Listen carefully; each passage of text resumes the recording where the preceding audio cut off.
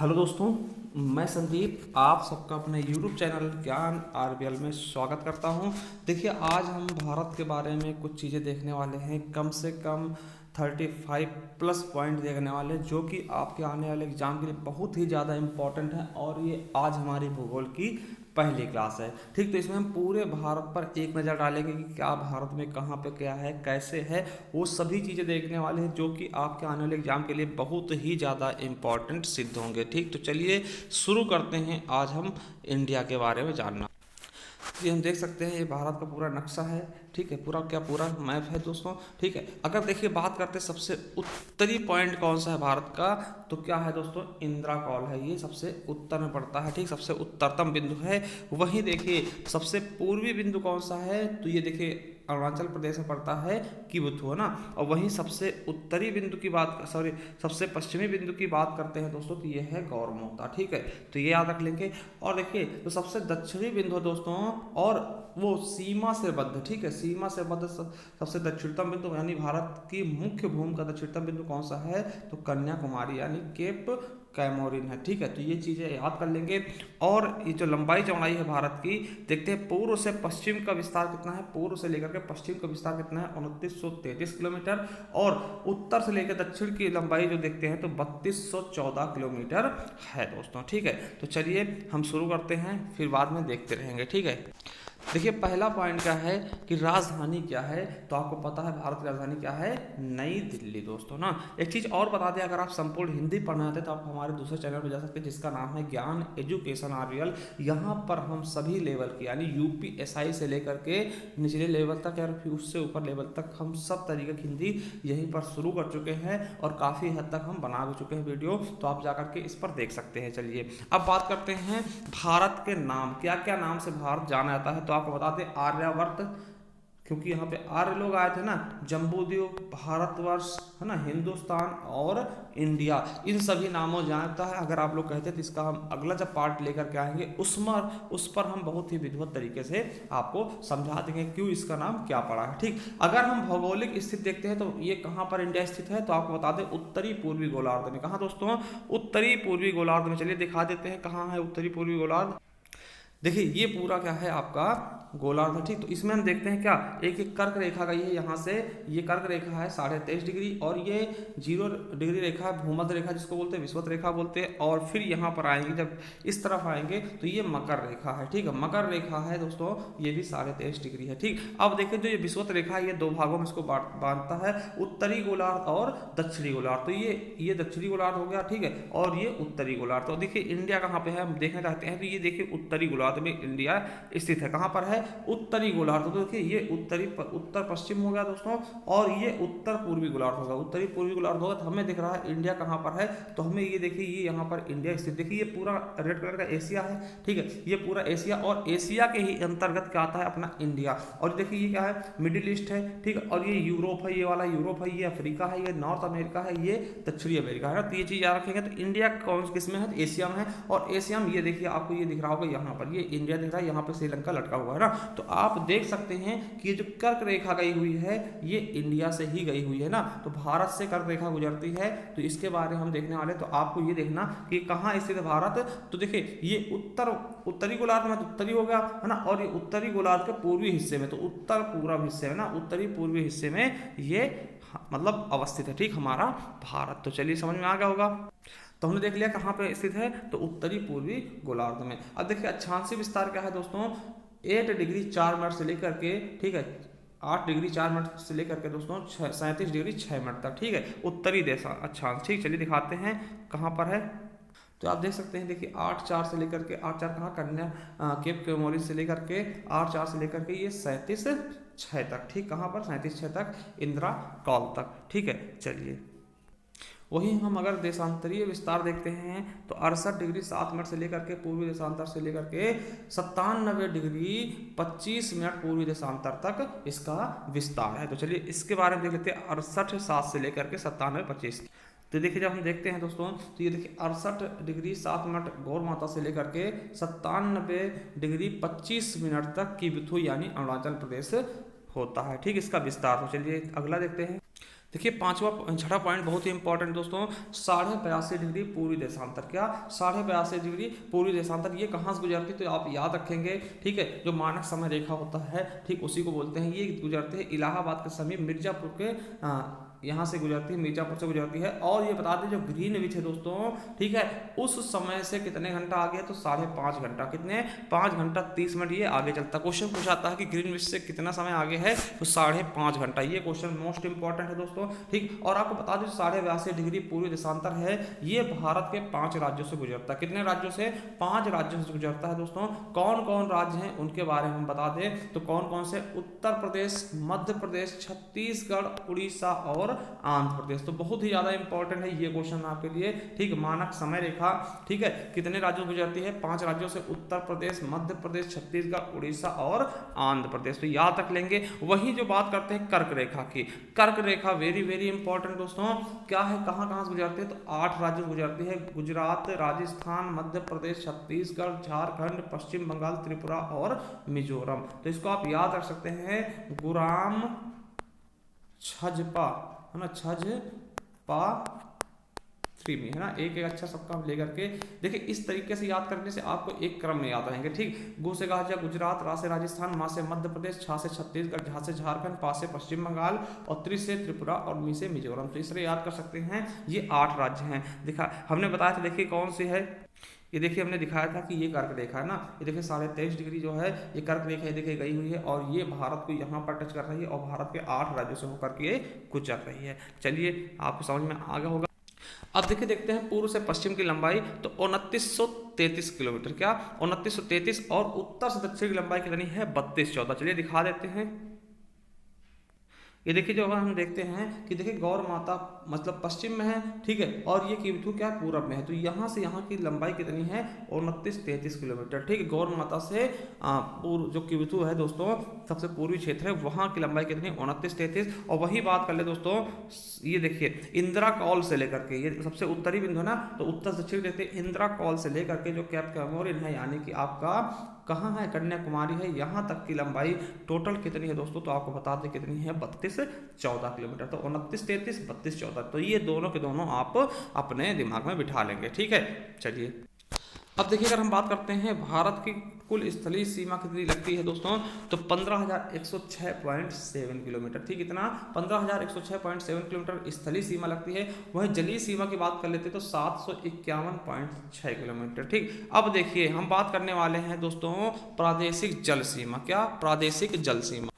देखिए प्रादेशिक जल सीमा क्या है दोस्तों, आपको बताते हैं कि ये तट रेखा, देखिए मान लिया कि ये हमारा भारत है, ठीक, ये हमारा भारत का प्रादेशिक क्षेत्र है, तो समुद्र में उसका अधिकार कहाँ तक है दोस्तों, तो यहाँ से जब आएंगे समुद्र से तो ये अपने जो तट रेखा है इससे 12 नॉटिकल मील तक, यानी नॉटिकल मील को ही समुद्री मील कहते हैं, ठीक। तो 12 नॉटिकल मील तक दोस्तों क्या हो जाएगा आपका प्रादेशिक जल सीमा लगता है। क्या प्रादेशिक जल सीमा लगता है दोस्तों। इस पर मतलब इंडिया सभी प्रकार के पूर्ण अधिकार है, मतलब 12 नॉटिकल मील तक भारत कुछ भी कर सकता है, ठीक है, ये चीज याद रखें। तो जिसे हम क्या बोलते हैं प्रादेशिक जल सीमा बोलते हैं, क्या बोलते हैं प्रादेशिक जल सीमा। और आपको बता दें 1 नॉटिकल मील यानी 1 समुद्री मील कितने किलोमीटर बराबर होता है, तो 1.852 किलोमीटर के बराबर होता है। अगर मीटर की बात करें तो पॉइंट हट जाएगा, यानी 1852 मीटर के करीब होता है 1 नॉटिकल मील, जिसे हम समुद्री मील के नाम से जानते हैं। अब बात कर लेते हैं दोस्तों संलग्न क्षेत्र कितना है, तो आपको बता दें जैसे हमने बताया कि 12 नॉटिकल मील तक क्या है दोस्तों आपका प्रादेशिक सीमा है, तो इससे 24 नॉटिकल मील और आगे जाएंगे तो दोस्तों यहाँ पर तक क्या हो जाएगा आपका संलग्न क्षेत्र, ठीक। क्या हो जाएगा संलग्न क्षेत्र दोस्तों। यहाँ पर हम क्या क्या कर सकते हैं, ठीक है, जो संलग्न क्षेत्र दोस्तों या फिर अविच्छिन्नित मंडल है दोस्तों, इस पर क्या कर सकते हैं, यहाँ तक आप भारत क्या कर सकता है साफ सफाई कर सकता है, सीमा शुल्क लगा सकता है। मान लिया कोई जहाज आ रही है तो यहाँ तक दोस्तों पूरे यहाँ से लेकर के यहाँ तक वो सीमा शुल्क लगा सकता है। वित्तीय अधिकार है, मतलब पैसे वैसे लेने वाली चीजें हैं, ठीक। पर्यावरणीय स्वच्छता का काम कर सकता है, राजकोष की अधिकार है, ठीक। तो यहाँ तक आप्रवासी कानून बना सकता है, कोई भी चीजें, ठीक है, सीमा शुल्क लागू कर सकता है, कहाँ तक दोस्तों संलग्न क्षेत्र तक, ठीक है। और आपको बता दें फिर अब इससे भी आगे आओगे, ठीक, इससे भी आगे आओगे यानी 200 तक, ठीक है, मतलब कि 200 तक, टोटल 200, यहाँ से 200 नॉटिकल मील तक दोस्तों क्या होता है, अनन्य आर्थिक क्षेत्र होता है दोस्तों। ठीक है, यहाँ तक क्या होता है, अनन्य आर्थिक क्षेत्र होता है। यहाँ क्या कर सकते हैं दोस्तों, संसाधनों के दोहन का अधिकार, यानी पेट्रोलियम वगैरह यहाँ पे खोज सकते हैं। ठीक है, 200 तक वैज्ञानिक अनुसंधान कर सकते हैं, नए द्वीपों का निर्माण कर सकते हैं। तो ये चीज कर सकते हैं कहाँ तक दोस्तों, कहाँ तक दोस्तों, तो अनन्य आर्थिक क्षेत्र। तो ये हमारा 14 पॉइंट था, अनन्य आर्थिक क्षेत्र कहाँ तक है दोस्तों, 200 समुद्री मील तक। आप समझ गए होंगे, जैसे ये निचला भारत होता तो यहाँ से लेकर के यहाँ तक जो 200 किलोमीटर होगा, ठीक है, 200 समुद्री मील होगा दोस्तों, वहां तक ये काम किया जा सकते हैं। चलिए, अब हमने बताया था कि सबसे पूर्वोत्तर बिंदु कौन सा दोस्तों, कीबुतु है, अरुणाचल प्रदेश, हमने दिखाया भी था। ठीक है, और पश्चिमोत्तर बिंदु कौन सा है, गौर मोता या फिर गुहार मोती बोलते, कहां पर है, राजस्थान में है। ठीक है, उत्तरतम बिंदु कौन सा है दोस्तों, सबसे उत्तरतम बिंदु कौन सा है दोस्तों, इंदिरा कॉल है, जो कि जम्मू कश्मीर पड़ता है। और वहीं सबसे दक्षिणतम बिंदु कौन सा है दोस्तों, इंदिरा पॉइंट है, ग्रेट निकोबार द्वीप समूह, सबसे दक्षिणतम बिंदु दोस्तों। अगर देखिए हम बात किसी कर रहे थे हमेशा मुख्य भूमि से दक्षिणतम, देखिए ये मुख्य भूमि से नहीं है दोस्तों, ये ग्रेट निकोबार द्वीप समूह में है। ठीक है, अगर पूछेगा क्वेश्चन दो तरीके से पूछेगा, सबसे दक्षिणतम बिंदु तो आपको ये बताना है, और ये पूछेगा मुख्य भूमि से लगा हुआ सबसे दक्षिणतम बिंदु, तो कन्याकुमारी यानी केप केमोरिन तमिलनाडु पड़ जाएगा। ठीक है, अब देखते हैं कि हमारे कितने पड़ोसी देश हैं, कितने पड़ोसी देश दोस्तों, तो 7 है। कौन कौन सा है, बांग्लादेश, चीन, पाकिस्तान, नेपाल, म्यांमार, अफगानिस्तान और भूटान। ठीक, तो ये कितने हैं हमारे, 7 क्या है, पड़ोसी देश हैं। ठीक है, जैसे इनको हम याद कैसे करते हैं, बचपन में MBA किया, बचपन में MBA किया ना, MBA ऐसे याद कर लेते हैं, बचपन में MBA। अब देखिए बा से क्या हो जाएगा, बांग्लादेश, चा से चीन हो जाएगा, पा से पाकिस्तान, ना से नेपाल। ठीक है, और फिर M से क्या हो जाएगा, म्यांमार, और B से भूटान, और A से अफगानिस्तान। सबसे कम बॉर्डर किसकी लगती है, अफगानिस्तान की। ठीक है, वो POK से लगती है, पाक अधिकृत कश्मीर से। ठीक है, जो भारत का हिस्सा है। ठीक, और सबसे ज्यादा किससे लगती है, बांग्लादेश से। ठीक, तो ये चीज याद कर लेंगे, एक क्रम में लगे हुए हैं ये, तो ये भी याद कर लेंगे। अब बात करते हैं, देखिए पड़ोसी देशों से स्पर्श करने वाले राज्य, तो ये हमारे कितने राज्य हैं दोस्तों, जो हमारे कितने देश हैं, 7 देश हैं। अब 7 देश से कुल मिलाकर कितने हमारे राज्य स्पर्श करते हैं, कितने हमारे राज्य छूते हैं, यानी कि अंतरराष्ट्रीय सीमा बनाते हैं, तो कितने हैं टोटल, 18। देखिए पहले 17 थे, अब हमने क्या किया है कि जम्मू कश्मीर को अलग कर दिया है लद्दाख से, तो 18 हो गए। कौन कौन से हैं, पश्चिम बंगाल, असम, मेघालय, त्रिपुरा, मिजोरम, मणिपुर, नागालैंड, सिक्किम, अरुणाचल प्रदेश, बिहार, उत्तर प्रदेश, उत्तराखंड, हिमाचल प्रदेश और पंजाब, जम्मू कश्मीर, लद्दाख, राजस्थान और गुजरात। तो टोटल कितने हो गए, 18 देश। ठीक है, अब 22वां पॉइंट क्या दोस्तों, अब क्वेश्चन पूछ लेते हैं पूर्वोत्तर राज्य कितने हैं, तो 7 है। क्या है, 7 है, उन्हीं को हम 7 बहनों के नाम से भी जानते हैं। तो कौन कौन है, असम, अरुणाचल प्रदेश, नागालैंड, मणिपुरी, मिजोरम, त्रिपुरा और मेघालय। क्या क्या है दोस्तों, ठीक है, तो असम हो गया, असम को पता है, असम की राजधानी क्या है, दिसपुर है दोस्तों। अरुणाचल प्रदेश की क्या है, इटावा नगर है, या ईटानगर कह सकते हैं ना, ईटानगर है। ठीक है, नागालैंड की क्या है, कोहिमा है दोस्तों। मणिपुरी की क्या है दोस्तों, आपको बता दें कि मणिपुरी लिख गया है, मणिपुर होना चाहिए। ठीक है, मणिपुरी दोस्तों क्या है, आपको मणिपुर की क्या है दोस्तों, आपको पता होगा इम्फाल है। ठीक है, मिजोरम क्या है, आइजोल है। त्रिपुरा की क्या है दोस्तों, क्या है, त्रिपुरा क्या है, अगरतला है। और वहीं मेघालय की बात कर लेते हैं तो शिलांग है। ठीक, तो ये हो गई इनकी राजधानी। अब बात करते हैं जलवायु कितनी है, तो मानसूनी जलवायु दोस्तों यहाँ की क्या है, मानसूनी जलवायु है दोस्तों भारत के। ठीक है, तो ये भी याद रख लेंगे।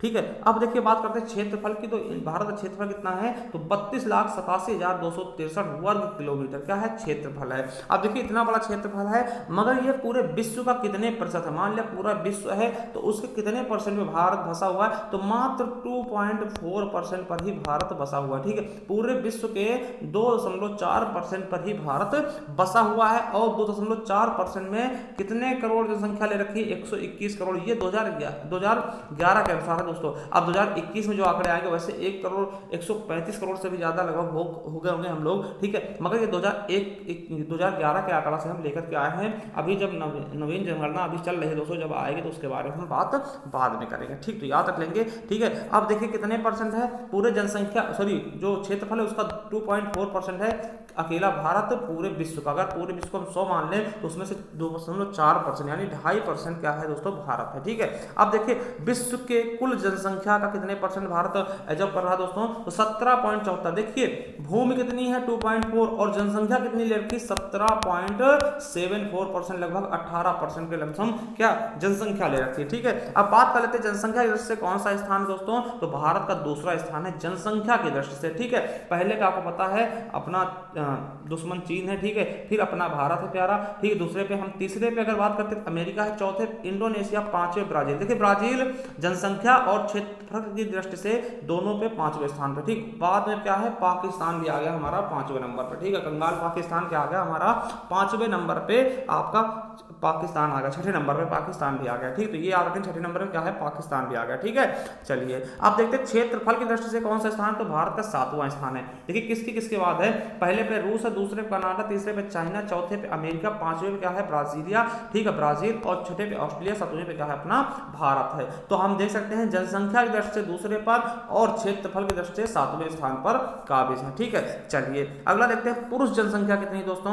तो कितनी है दोस्तों, पुरुष जनसंख्या कितनी है, तो 62,32,70,258, ठीक, इतने पुरुष हैं। और महिला की बात कर लेते तो 58,75,84,719 महिलाएं हो जाएंगी। वहीं ग्रामीण जनसंख्या कितनी दोस्तों, तो 83.37 करोड़ है, और ये लगभग पूरी जनसंख्या कितनी 68.8% क्या है, ग्रामीण है। वहीं अगर शहरी जनसंख्या की बात करते हो 37.71 करोड़ शहरी जनसंख्या है, जो कि 31.2% क्या है, शहरी। तो आपको पता है अभी भी ज्यादातर लोग गांव में ही निवास करते हैं दोस्तों। अब देखिए 10 की वृद्धि कितनी थी दोस्तों, तो 17.7% 10 की वृद्धि थी, यानी 2001 से लेकर के 2011 के बीच में कितने परसेंट जनसंख्या की वृद्धि हुई, तो 17.7% की। वहीं अगर लिंगानुपात की बात कर ले भारत की कितनी है, तो 943 है, और शिशु लिंगानुपात कितना है, तो 918 है। वहीं जनसंख्या घनत्व की बात करते हैं, लिंगानुपात का होता है कि कितने पुरुषों पर कितनी महिलाएं, ठीक। तो 1000 पुरुषों पे लगभग कितनी महिलाएं हैं, तो 943 है, ये कहने का मतलब है, ठीक है। जनसंख्या घनत्व क्या होता है कि 1 किलोमीटर में कितने लोग निवास कर रहे हैं एवरेज, ठीक है।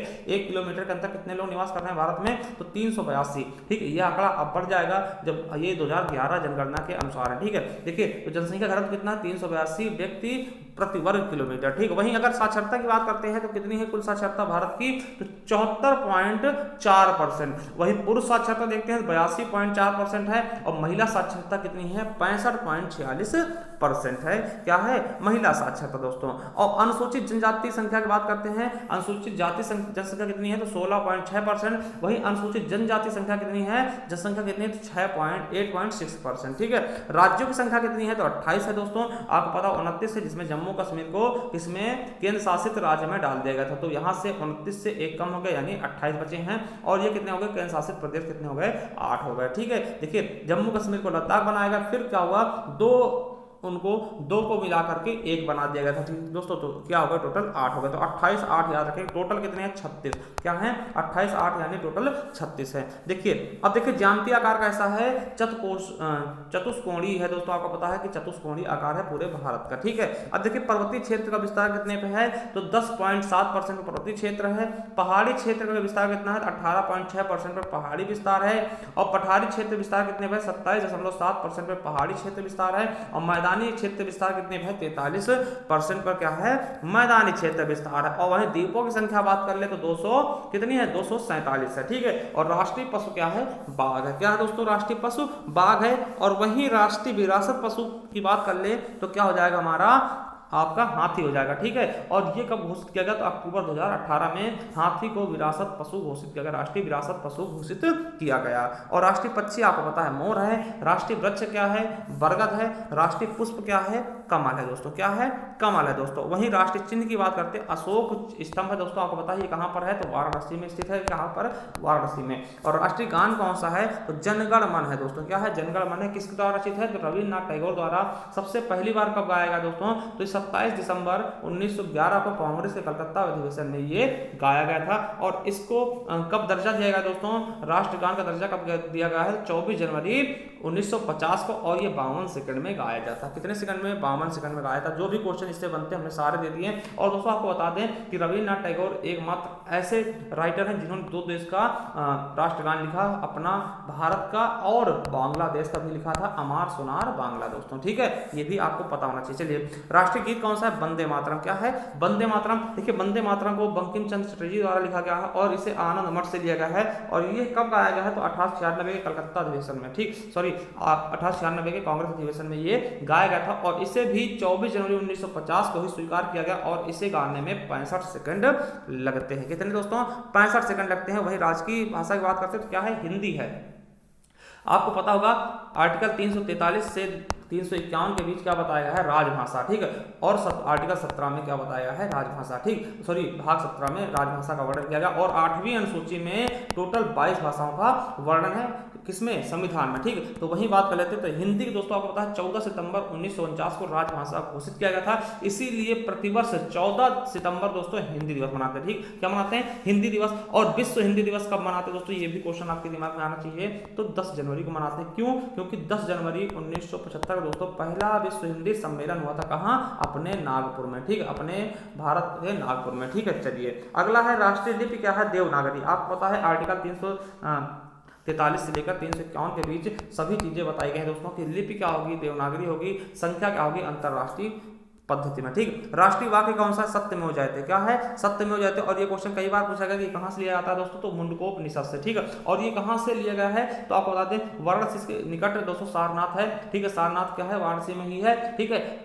उसमें जो सम्राट अशोक द्वारा बनवाए गए सिंह स्तंभ के शिखर में लिखा गया है, ठीक है। तो ये चीज आपको पता होना चाहिए। राष्ट्रीय ध्वज क्या है दोस्तों, तिरंगा है हमारा, क्या है, राष्ट्रीय ध्वज हमारा क्या है, तिरंगा है। तो ये चीजें आपको पता होनी चाहिए। देखिए हमने कितने पॉइंट देख लिए हैं, 62 पॉइंट। तो आप हमें जरूर बताइएगा कि आप चाहते हैं क्या भूगोल हमसे पढ़ना। अगर आप चाहते हैं तो हम भूगोल की भी क्लास जल्द ही लेकर के आपके सामने प्रस्तुत होंगे दोस्तों। और आपको बता दें अगर आप संपूर्ण हिंदी पढ़ रहे हैं तो हमारे दूसरे चैनल पर जा सकते हैं जिसका नाम है ज्ञान एजुकेशन आरबीएल, क्या, ज्ञान एजुकेशन आरबीएल। यहाँ पर जाएंगे तो आपको देखिए संपूर्ण Hindi new batch all exam 2021 के नाम से आपको प्लेलिस्ट मिल जाएगा दोस्तों। यहाँ पर जाइएगा, एक क्रम से आपको वीडियो लगी हुई मिल जाएगी, बहुत ही अच्छी वीडियो आप जा करके देख सकते हैं। उसके अलावा देखिए हिंदी साहित्य क्लास हमने चलाई है, ठीक है, वो भी देख सकते हैं इस पे। और उत्तर प्रदेश स्पेशल की क्लासें आपको यहाँ मिल जाएंगी, करंट अफेयर की अलग से, ठीक। और अच्छी बता दें कि हिंदी साहित्य अगर संपूर्ण पढ़ना चाहते हैं तो आप हमारे इसी चैनल में जाएंगे तो संपूर्ण हिंदी साहित्य के नाम से आपको प्लेलिस्ट मिल जाएगा, वहां जाकर हिंदी साहित्य पढ़ सकते हैं, हिंदी साहित्य इतिहास पढ़ सकते हैं। और मगर संपूर्ण हिंदी के लिए आपको इस चैनल पे जाना होगा,